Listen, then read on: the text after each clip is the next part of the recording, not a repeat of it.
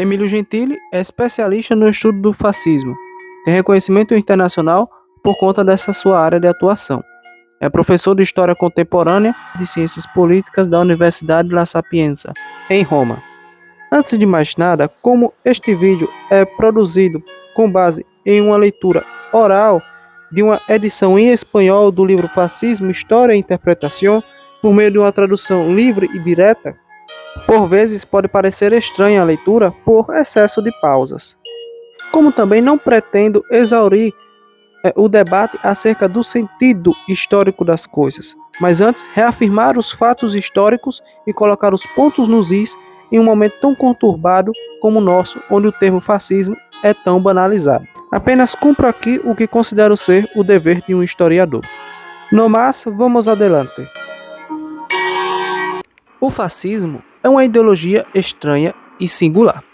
As origens estão relacionadas com o processo de crise e transformação da sociedade e do Estado, iniciado na Itália e nas últimas décadas do século XIX, ao começar pelos processos de industrialização e modernização, que, acompanhados de fenômenos de mobilização, implicaram ao proletariado e às classes médias e deram forte impulso à politização das massas nos anos precedentes da Grande Guerra Mundial.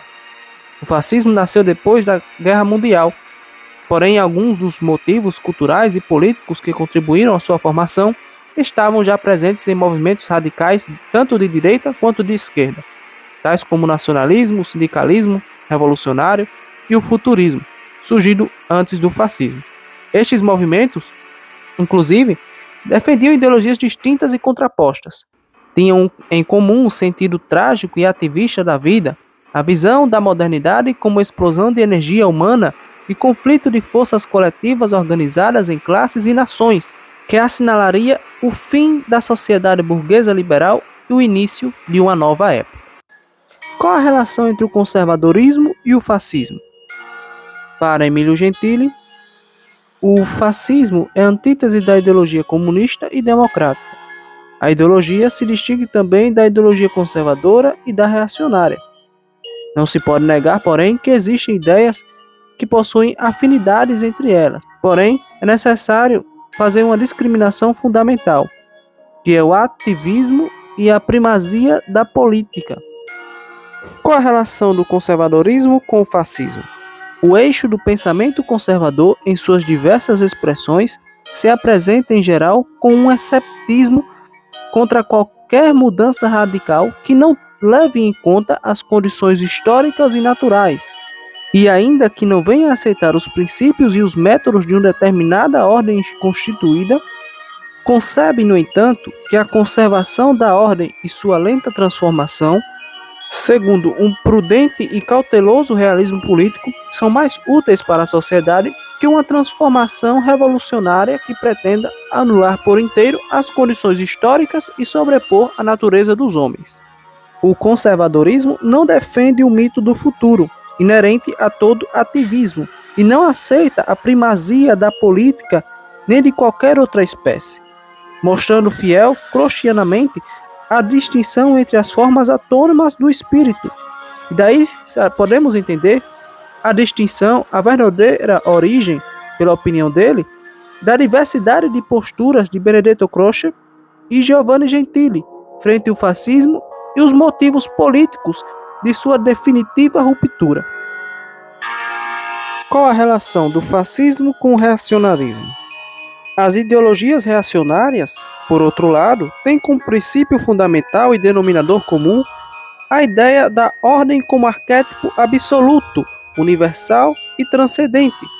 A política é instrumento de valores eternos, imutáveis, meta-históricos ou, segundo algumas ideologias reacionárias, realizados em uma particular sociedade do passado remoto. A diferença da ideologia fascista, o pensamento reacionário defende o mito do passado e julga a história como uma contínua degeneração de um arquétipo fundamental. Entre ideologia reacionária, conservadora e fascista, nós podemos encontrar, como já havia dito, colisões e confusões. Porém, não se pode falar de uma identidade única de gênesis de um mesmo tronco. Qual a sua relação com o tradicionalismo? A ideologia fascista, em definitivo, não era nem sequer assimilável ao tradicionalismo, entendido como um reconhecimento e fidelidade a valores permanentes na evolução histórica, que adquirem prestígio de seu caráter tradicional, e não por serem um tanto que úteis e eficazes como instrumenta regni, ou seja, instrumentos do reino. Qual a sua relação com o nacionalismo? A opinião generalizada de uma captura ideológica do fascismo pelo nacionalismo é, portanto, infundada. Ou se quiser falar de captura, deve inverter a relação, no que foi o fascismo que absorveu o nacionalismo, e não o contrário. Este sobreviveu dentro de sua ideologia como uma corrente bem definida e distinta, e nunca totalmente assimilada. O fascismo afirmou a ideia de nação como mito, enquanto, para os nacionalistas, isso era uma realidade natural, um princípio tradicionalista independente da vontade e dos indivíduos, um passado que se impõe ao presente. Para o fascismo não havia valores e princípios objetivos, válidos em si mesmo, nem de transmitir e respeitar a tradição do passado. Qual a relação do fascismo com a moral relativista? Em um mundo considerado sem sentido, a vida humana era somente uma manifestação da vontade de poder, sem alguma justificação metafísica ou ética. Aceitando a identificação feita por Adriano Tiger entre fascismo e relativismo, Mussolini afirmou em 1921: o fenômeno fascista italiano deve parecer-se a Tiger, como a mais alta e mais interessante manifestação da filosofia relativista.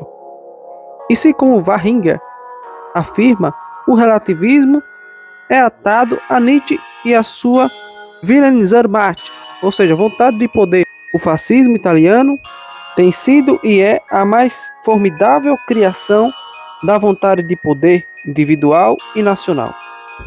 Idrier La Rochelle repetiu com termos não muito distintos.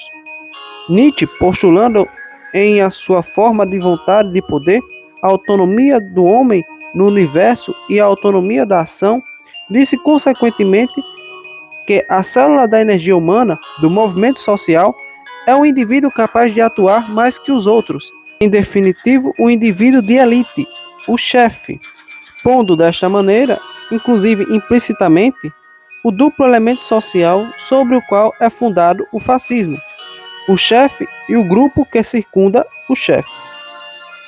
Qual a relação do fascismo e comunismo? Deste ponto de vista, também a suposta afinidade genética entre fascismo e comunismo acaba sendo sem fundamento histórico. Bem como me parece que as definições do fascismo como heresia do marxismo ou variação de uma visão revisionista marxista estão incluídos como sem fundamento histórico. Genética, histórica e culturalmente, a antítese entre fascismo, socialismo e comunismo é total. E como foi, tanto para o fascismo como para o comunismo, uma hostilidade irredutível entre inimigos mortais.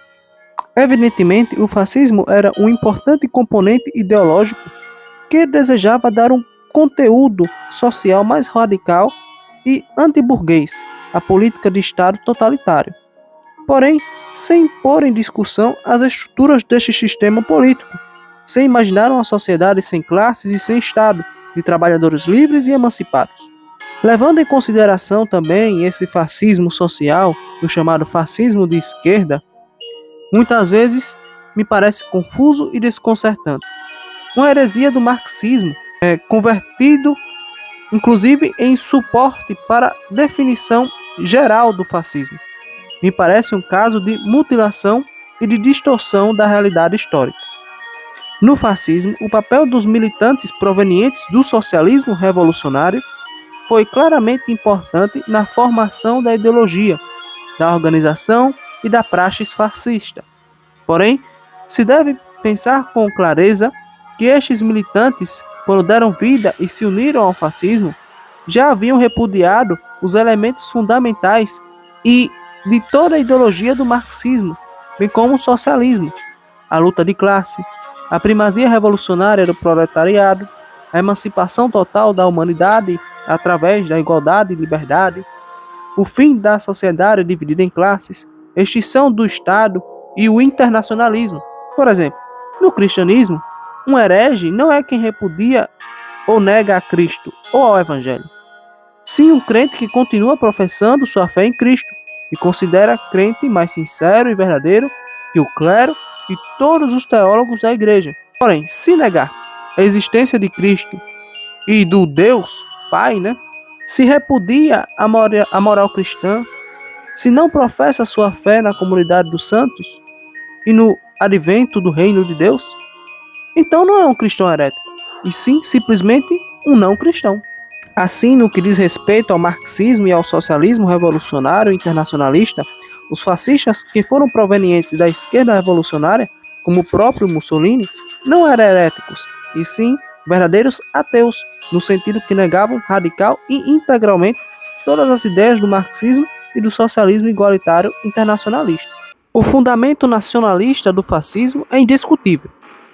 Porém, enquanto seu socialismo permanece equívoco, se não precisa que seja especificado que este socialismo não era igualitário, nem anticlassista, nem sequer internacionalista, tampouco buscava a abolição das classes, nem a emancipação dos seres humanos em um mundo de liberdade total.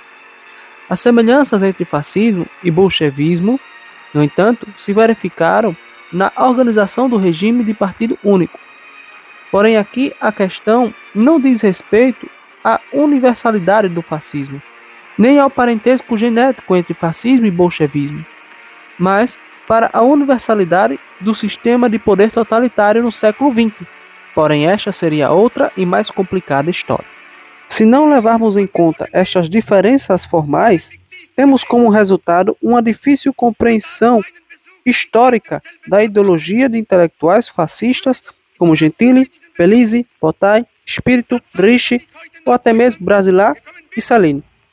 No mais, é justo salientar que tal ideologia nefasta pode ser melhor combatida quando melhor entendida. Daí a necessidade do estudo da história. De fato, não é assunto fácil para ser estudado, até porque há muitas banalizações, distorções e instrumentalizações dos termos, desde Trotsky inclusive, como forma de demonizar o oposto. Desde já fica a indicação do livro, pois o mesmo trata de assuntos contemporâneos. O fascismo tem origem basicamente de um caldeirão de ideologias, e que, como a política é dinâmica, vai se transformando e aderindo a facetas distintas, e inclusive com características singulares. Não se trata de um tema fácil de compreender. Enfim, todavia, este é um ótimo livro para introdução.